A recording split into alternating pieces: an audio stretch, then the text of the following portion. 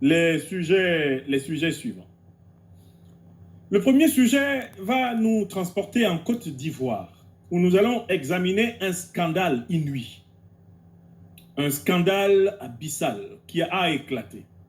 Grâce aux fins limiers de la recherche d'informations sur les réseaux sociaux et grâce à la révélation du contenu d'une audition qui a eu lieu à l'Assemblée nationale française, dont je vais vous rendre un compte minutieux. Une audition qui révèle une information honteuse.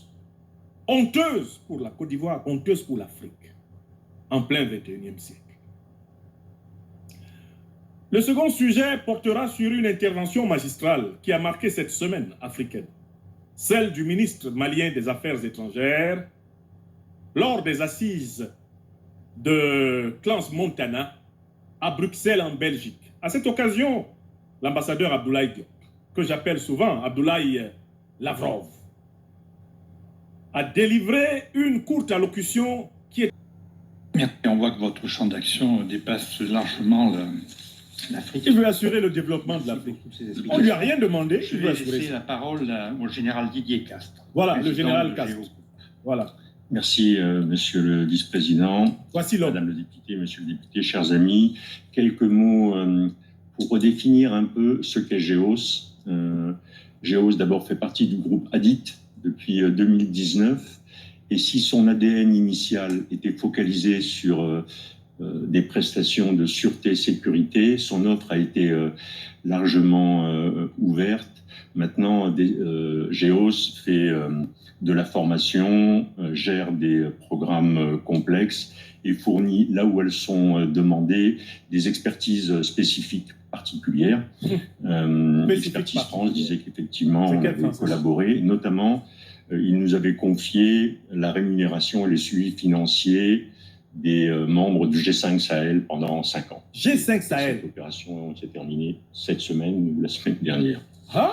Je voudrais juste repréciser un peu quels sont maintenant les 4 métiers de GEOS, en tout cas ceux qu'on essaie de développer. Et ces métiers, évidemment, ils ont vocation à s'inscrire dans des pays qui sont plutôt mal pavés. Des pays mal pavés. Ça, c'est mal pavé, c'est une dizaine de pays en Afrique dans lesquels on est présent. Tout ça pour un chiffre d'affaires qui n'a évidemment aucune commune mesure avec ce que vient d'exposer le PDG d'Expertise France. On fait GEOS, c'est 50 millions de chiffre d'affaires, dont la moitié en Afrique. GEOS, c'est 900 collaborateurs, dont 700 en Afrique. Ils font de l'argent. C'est ça la copie générale de GEOS. Merci. Les 4 métiers de GEOS, c'est d'abord aider à l'implantation et au développement commercial d'entreprises ou d'organisations institutionnelles en leur garantissant les conditions de sécurité nécessaires à l'exercice de leurs fonctions, à leur mobilité et à leurs implantations. À ce titre-là, GEOS a spécialisé, il y a évidemment beaucoup de concurrence sur ce sujet-là, mais assure la sécurité d'un certain nombre d'emprises diplomatiques, qu'elles soient européennes ou qu'elles soient françaises. La sécurité, c'est notamment le cas au Burkina Faso. Dans cette sécurisation, il y a finalement 3 choses. Il y a d'abord l'information des gens sur la situation sécuritaire, il y a le suivi de la situation sécuritaire, il y a la sécurisation des emprises, et enfin, il y a possiblement l'extraction ou l'évacuation des gens si les conditions de sécurité ne sont plus considérées comme tenables. Je prends un exemple parce qu'il est significatif. Même si jamais ça n'arrive pas tous les jours, on a évacué du Yémen 150 personnes en affrétant un bateau parce que la situation a complètement dégénéré au Yémen. Voilà ce qu'on est capable de faire en matière de sûreté. Le deuxième volet, qui est plutôt nouveau, c'est faciliter l'insertion d'ONG ou d'organisations professionnelles ou institutionnelles particulières dans les pays à risque par de la formation. Ce qu'on appelle la formation HIT. La formation aux environnements hostiles. On travaille dans ce domaine-là de façon très régulière avec Acted, avec l'AFD, avec Expertise France, on l'a fait aussi, avec MSF, etc. Et on a formé l'année dernière environ 700 personnes à ces zones de crise ou à ces comportements en zone de crise. Vous avez entendu. Le troisième métier, c'est suppléer les entreprises ou les organisations internationales dans la mise en place d'expertise dès lors qu'elles ne souhaitent pas engager leur propre personnel dans des zones à risque. Il remplace les organisations internationales. On avait été sollicité par les Nations Unies pour assurer la maintenance du système informatique des Nations Unies. Ils sont dans le système informatique. On assurait aussi pour la MINUSMA la sûreté passive des bases de Gao et de Kidal. Vous voyez ça? Ça pour environ 50 personnes. Vous voyez? On parlait de cette gestion une société privée du G5 Sahel. Et puis le dernier métier, c'est la capacité de GEOS à assurer la MOAD de projets complexes. Depuis l'audit initial, depuis le conseil jusqu'à la réalisation du projet. À titre d'exemple, GEOS, depuis décembre, assure la gestion complète du port d'Abidjan. Il en assure la sécurité, il en assure le contrôle des flux in et des flux out, il en assure la relève des taxes des bateaux qui rentrent, qui sortent, etc. Voilà à peu près les 4 métiers, de façon très synthétique, de GEOS. Quels sont les avantages que je vois à ce type d'action? D'abord, c'est la basse visibilité de l'action de GEOS, puisqu'on fait toujours appel à des prestataires locaux. Donc on ne les voit pas. Ils utilisent... C'est pas une équipe des agents locaux qui débarquent dans les pays. Ils sont invisibles. C'est toujours un prestataire local avec des security managers ou des gens qui organisent tout ça. Ça, c'est la première chose.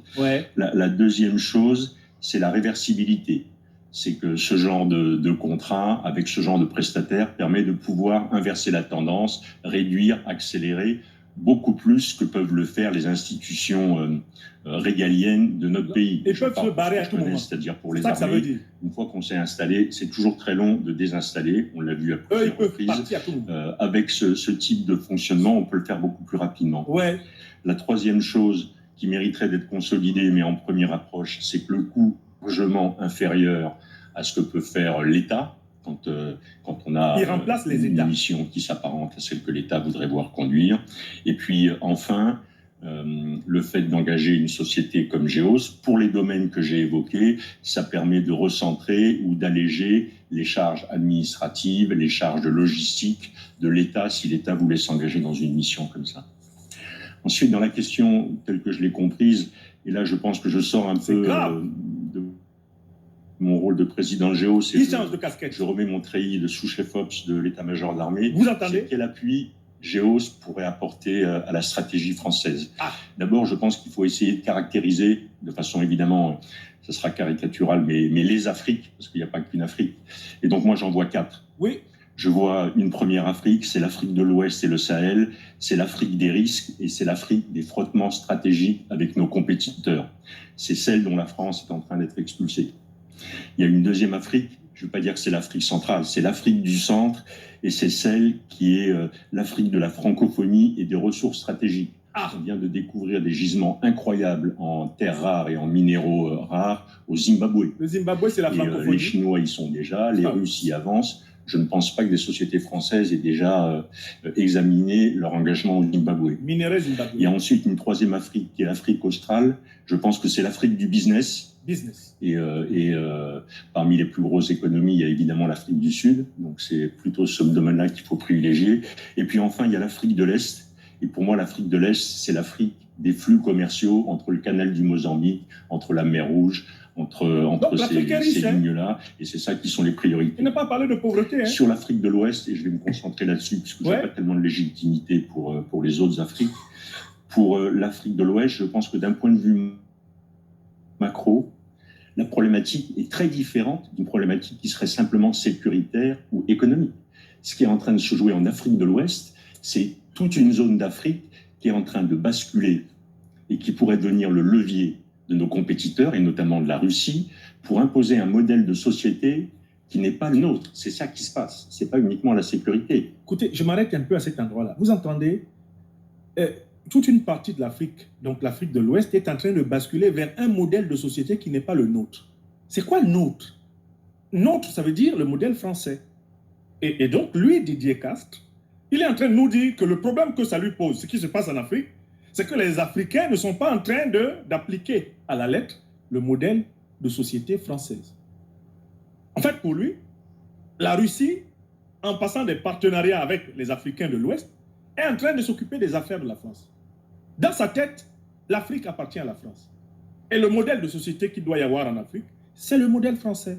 Voilà ce qui se passe dans la tête de cet officier. C'est juste effrayant. Et on voit cette espèce de traînée de poudre. On voit maintenant les Russes qui sont arrivés au Tchad, qui sont au Burkina, qui sont au Niger, mais qui c'est sont pas Paris, là. Peut-être bientôt au Sénégal. On sait qu'ils avaient manifesté leur intention de prolonger vers la Côte d'Ivoire. C'est pour moi un peu ça l'enjeu. Du coup, si notre pays a l'intention de continuer à peser ou de conserver une forme d'influence dans cette zone-là, il est clair que ça n'apparaîtra pas dans les champs physiques.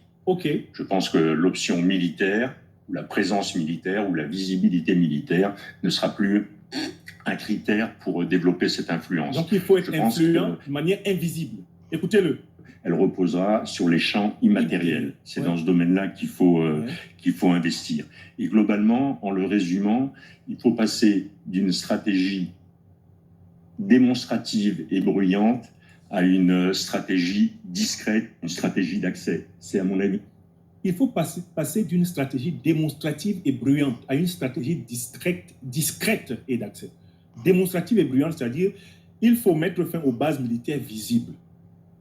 Bruyante, c'est-à-dire vraiment il faut arrêter de montrer des chars, des avions, des uniformes, et bien de l'armée française un peu partout en Afrique. Les Africains ne veulent plus voir ça. Par contre, il faut camoufler les mêmes moyens militaires, camoufler les mêmes soldats dans le monde immatériel, dans le monde invisible. Donc il faut être discret. Il faut que ce soit les mercenaires désormais qui remplacent complètement les armées et qu'ils soient habillés dans des tenues qui ne renvoient pas à l'armée française, bien que ce soit l'armée française. Voilà ce qu'il est en train de nous dire. Continuez, mon général. C'est très bien. Allez-y. C'est à mon avis ça l'enjeu. Et tous les acteurs que vous avez réunis ici, mais bien d'autres, devraient participer à cette stratégie, si jamais c'est bien notre stratégie. Pour mettre ça en œuvre, ça suppose 3 ou 4 conditions. D'abord, c'est que l'État bénéficie d'un réseau d'entreprises de confiance. D'abord, on passe par les entreprises. Il faut déterminer ça. Quels sont les critères? Comment on les détermine? Comment on le valide? Est-ce qu'il faut le légaliser? Est-ce que c'est simplement de l'interpersonnel? Les entreprises mercenaires. La deuxième, c'est que l'État ait la capacité et les mains qui soient un peu plus ouvertes sur les capacités d'externalisation, de transfert d'un certain nombre d'actions. L'externalisation, c'est-à-dire que ce que l'État faisait à travers les armées françaises, désormais les mercenaires vont le faire, externaliser, transférer des compétences de l'État à des groupes privés, notamment la compétence militaire.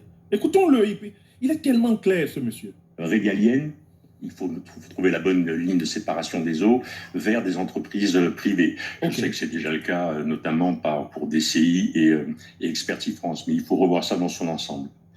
La troisième chose, elle a été dite, c'est que finalement, il faut sortir de la logique d'offre pour être dans une logique de réponse à la demande.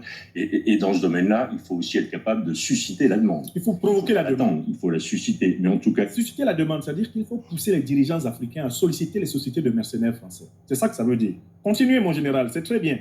Il faut sortir de la logique. On va vous fournir que des pneus gauche de camion, si jamais il leur faut un pneu gauche et un pneu droit. C'est quand même un peu ce qui s'est passé pendant un certain temps. Et puis enfin, et c'est aussi une des conclusions qui a été évoquée, il nous faut avoir une structure qui soit une structure capable d'intégrer de nombreuses capacités. Je pense qu'un des sujets de l'influence... Écoutez bien là, ça va être le moment capital où il va dire à quoi doit servir le port d'Abidjan, l'aéroport d'Abidjan et la zone de l'Omo Nord. Il va dire que derrière des entreprises privées, il va falloir loger des groupes de mercenaires représentant des États occidentaux, d'abord la France, ensuite l'Union européenne et plus largement l'OTAN. C'est ce qu'il va dire. Écoutez-le, hein. Ne vous laissez pas abuser par son français, hein. Il est transparent. Un des sujets, des capacités à développer, c'est pas tant les métiers. On a des gens qui sont très bons dans les métiers. C'est la capacité à coordonner tout ça. La solution à l'influence, la solution aux crises, elle n'est pas tant dans le matériel, elle n'est pas tant dans l'expertise, elle est dans la capacité à coordonner. C'est ça qui détermine l'efficacité. Et c'est là qu'on doit aller. Un dernier mot encore pour dire qu'est-ce qu'on pourrait faire ou comment on pourrait essayer d'expérimenter ça. Je me suis posé la question, quand j'ai vu la volonté ou la décision politique de réduire profondément nos effectifs prépositionnés outre-mer, je me suis dit, qu'est-ce qu'on pourrait faire pour illustrer ce que je viens de dire? Eh bien, voilà ce que l'on pourrait faire. Écoutez bien. On pourrait se faire demander, évidemment, ce n'est pas une offre, mais on pourrait se faire demander que... Vous avez noté l'expression « se faire demander ». Ça veut dire qu'en fait, on doit d'abord imposer les dirigeants africains à la tête des pays africains et leur dicter ce qu'ils doivent nous demander. C'est-à-dire qu'en fait, on doit dicter notre volonté en ayant des partenaires qui sont soumis à nous. C'est ça, se faire demander. Comme je suis ton patron, je te dis, fais semblant de me demander quelque chose. En fait, c'est un ordre que je t'ai donné. Voilà la méthode préconisée par le général Didier Castres. Voilà la nouvelle coopération, la prétendue nouvelle coopération qu'il théorise. Se faire demander. L'ensemble Port-Boué, port, aéroport d'Abidjan et Lomé Nord soient transformés en camps multinational de mise en condition opérationnelle des contingents qui vont participer à des... Transformer l'ensemble, Port-Boué, port autonome, aéroport d'Abidjan, région de Lomé Nord, en camp multinational de mise en condition des contingents. C'est-à-dire que des armées françaises, européennes, occidentales, qui ne seront pas habillées en uniforme visiblement de leur pays, vont venir dans cet espace-là, sous la coordination de GEOS, préparer des opérations militaires en Afrique. Mais des opérations militaires incognito, qui ne seront pas sous le drapeau de quelqu'un. C'est ce qu'il appelle l'immatériel, la discrétion. Allez-y, mon général, c'est bien cette audition-là. Opération, que ce soit des contingents africains, que ce soit des contingents européens. Okay. Voilà ce qu'on pourrait faire. Et dans ce domaine-là, comment on fait pour baisser la visibilité d'un projet comme ça? Alors, c'est très important, l'expression « baisser la visibilité ». Il s'agit de troupes, introduire des armées invisibles en Afrique, en utilisant les entreprises comme étant des voiles, des masques, pour que des armées étrangères demeurent présentes en Afrique, après qu'on ait fermé leur base militaire. C'est ça le projet du général Didier Castres. Nous le félicitons pour avoir le courage d'avoir eu le courage de révéler cela. L'Afrique est au courant. Continuez. Extrêmement simple. GEOS l'a fait en Afghanistan, ouais. GEOS l'a fait au Mali pour assurer le fonctionnement et la vie d'un camp. Ah ouais. Ensuite, DCI est capable de faire de la formation sans porter spécialement des uniformes français. Ouais. Expertise France est capable de faire le reste. Et là, on a un projet, dès lors que les Africains nous le demanderaient, qui serait d'abord intégré avec tout ce qu'on est capable de faire sur les mines, sur la formation médicale, sur la formation militaire, sur la livraison de matériel. On peut aller plus loin, on devrait aller plus loin.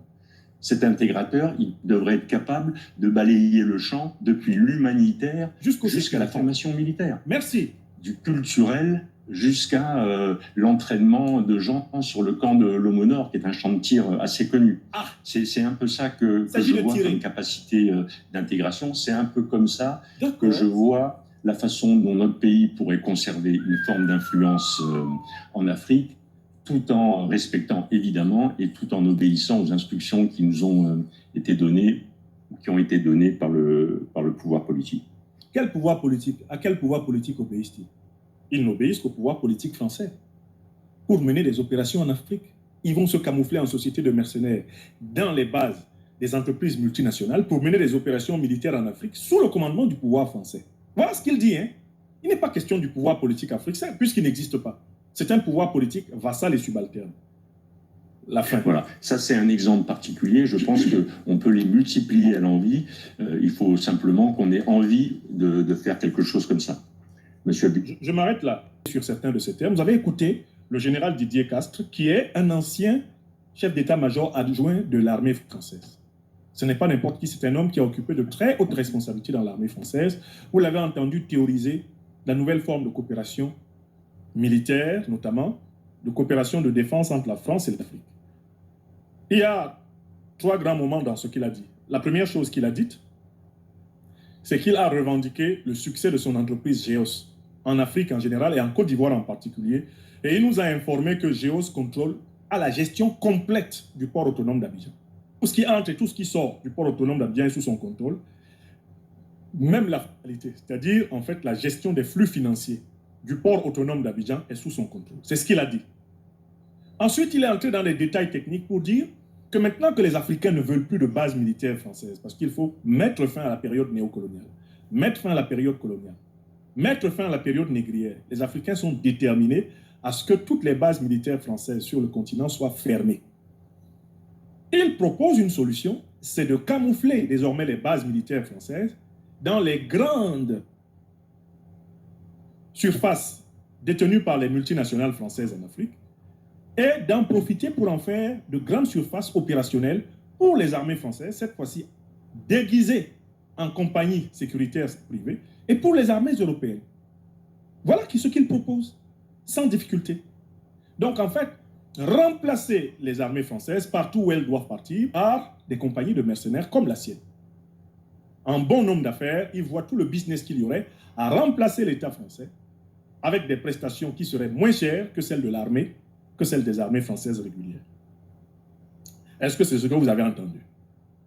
Maintenant, moi, ce qui me choque dans cette affaire, c'est qu'il est fait très peu de cas de la volonté des peuples africains. Dans toute l'audition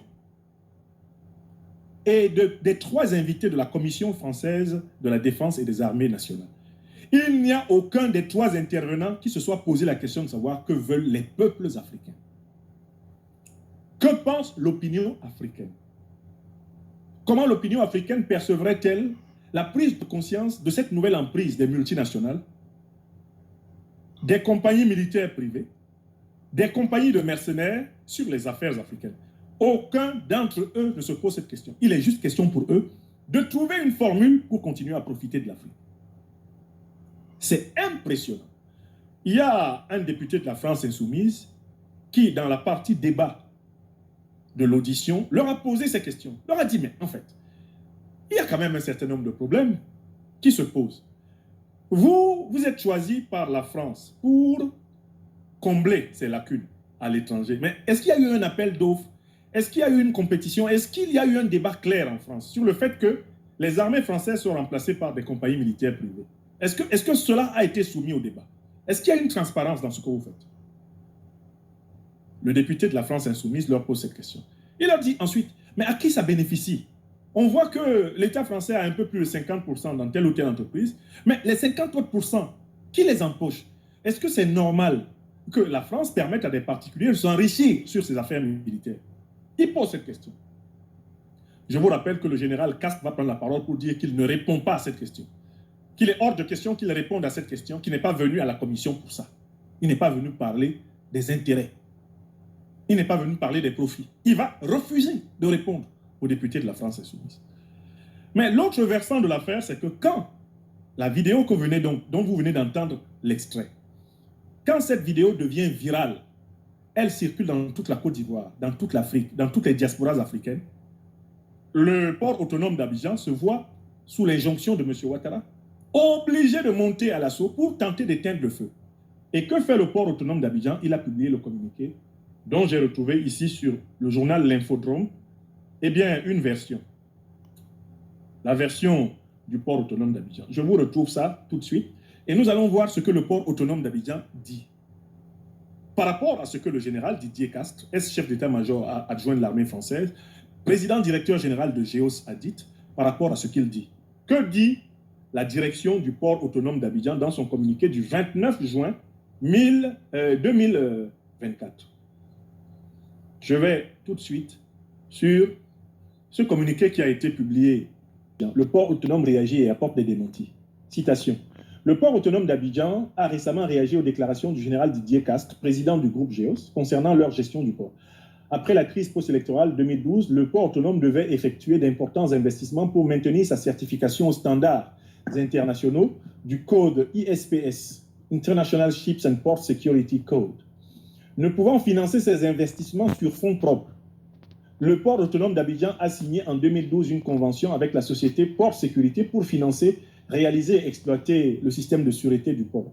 Cette convention couvrait plusieurs aspects: modernisation des guérites, sécurisation des clôtures, contrôle des accès, surveillance des zones stratégiques et de la rade extérieure et installation de systèmes de vidéosurveillance et de communication dédiés à la sécurité.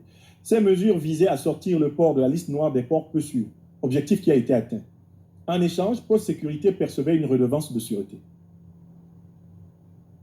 Cependant, Poste Sécurité n'a pas pu se conformer aux nouvelles réglementations sur les partenariats publics-privés, ce qui a conduit à la rupture du contrat.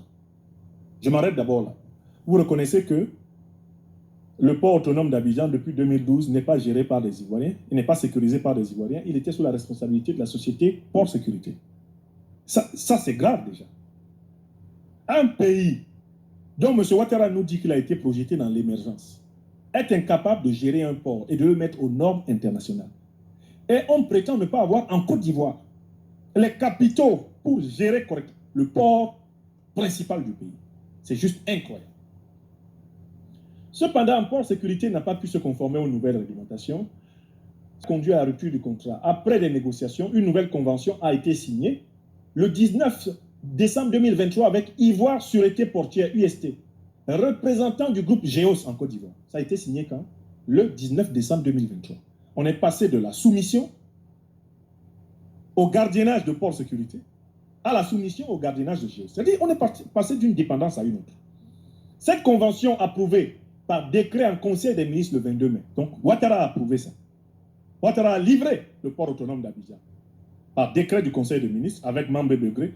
Ils ont livré le port d'Abidjan à GEOS.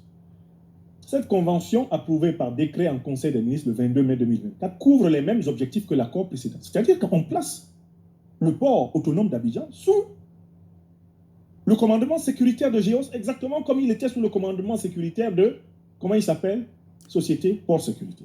Oui ou non? On continue. Le PAA, alors, le 7 février 2024, le général Didier Castres a affirmé lors d'une audition devant la commission de la défense de l'Assemblée nationale française que GEOS gérait entièrement le port d'Abidjan, y compris la sécurité, le contrôle des flux et la perception des taxes. Le port autonome d'Abidjan a exprimé son indignation face à ces propos, les qualifiant de fausses et trompeuses.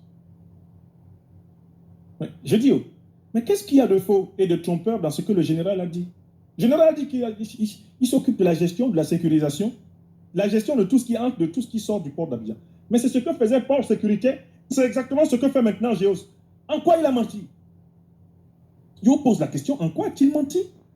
En quoi le général Didier Castres a-t-il menti? Ce qu'il dit là, c'est ce qui a été signé d'abord à l'origine avec Port Sécurité, Ivoire Sûreté Portière, et c'est ce qui a été re-signé avec GEOS.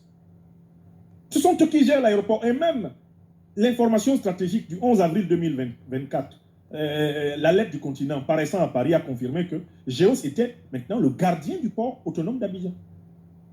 C'est-à-dire l'autorité sécuritaire principale du port dans un pays en plein 21e siècle en Afrique. C'est une société militaire privée, une société de mercenaires occidentaux. Et puis il continue. Selon la convention du 19 décembre, Ivoire Sécurité est chargé de financer, réhabiliter et moderniser le système de sûreté du port, entretenir les installations et assurer la maintenance, exploiter les activités concédées et gérer les ressources humaines nécessaires. Je dis, qu'est-ce qu'il y a de différent? Ça c'est le communiqué du port autonome d'Abidjan qui dit ce que GEOS doit faire. C'est de ça que parlait le général Didier Castres. C'est de cela qu'il parlait, justement. Il n'a pas menti le 7 février. Il a dit ce qu'il fait. Regardez ce que le port autonome d'Abidjan reconnaît que GEOS fait. Je recommence la liste. Financer. Financer. La Côte d'Ivoire n'a pas de l'argent pour financer le fonctionnement de son port. Alors qu'on nous dit qu'on a des budgets extraordinaires, qu'on a des entrées de devises, qu'on a une douane formidable. Réhabiliter. Il n'y a pas de compagnie ivoirienne capable de réhabiliter. Moderniser le système de sûreté du port. Les Ivoiriens n'ont toujours pas une compagnie capable de le faire. Entretenir les installations et assurer la maintenance. Il n'y a toujours pas en Côte d'Ivoire des entreprises capables de le faire. Exploiter les activités concédées et gérer les ressources humaines nécessaires. Mais c'est de cela que parlait le général Castres. Le port autonome révèle même que, en fait, GEOS contrôle davantage que ce que le général Castres nous a dit. Le général Castres a coupé court et a dit, nous avons la gestion complète. Gestion complète. Et d'ajouter, la sécurité générale du port reste sous la responsabilité des services de l'État, notamment le commissariat spécial du port d'Abidjan et la gendarmerie nationale. C'est n'importe quoi. Vous ne pouvez pas d'un côté avoir signé une convention pour confier tout cela à GEOS. Comme avant, vous l'aviez confié précisément à la société partenariat, comment elle s'appelle? La société Port Sécurité, et venir dire que vous contrôlez. Comment peut-on prétendre que la police et la gendarmerie ivoirienne contrôlent ce qu'elles ne contrôlent pas? Contrôle ce qu'on a donné par convention à GEOS. Selon la convention, donc, alors par conséquent, qu'est-ce qu'il ajoute?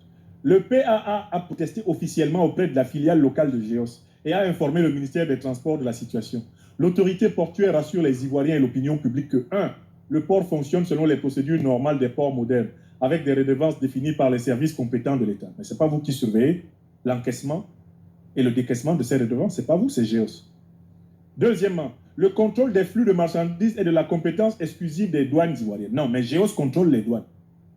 C'est ce que le général a dit. Il n'a pas dit que les douanes ne sont pas là. Il a dit que lui, avec GEOS, il contrôle les douanes ivoiriennes. Que tout ce qui entre vers la douane et tout ce qui sort de la douane, lui, il a un œil dessus. C'est ce qu'il a dit. Il n'a pas dit qu'il n'y avait pas de douane. Hein. Il n'a pas menti, Didier Castres. Troisième chose, les titres d'accès à la zone sous douane sont délivrés par le port autonome d'Abidjan.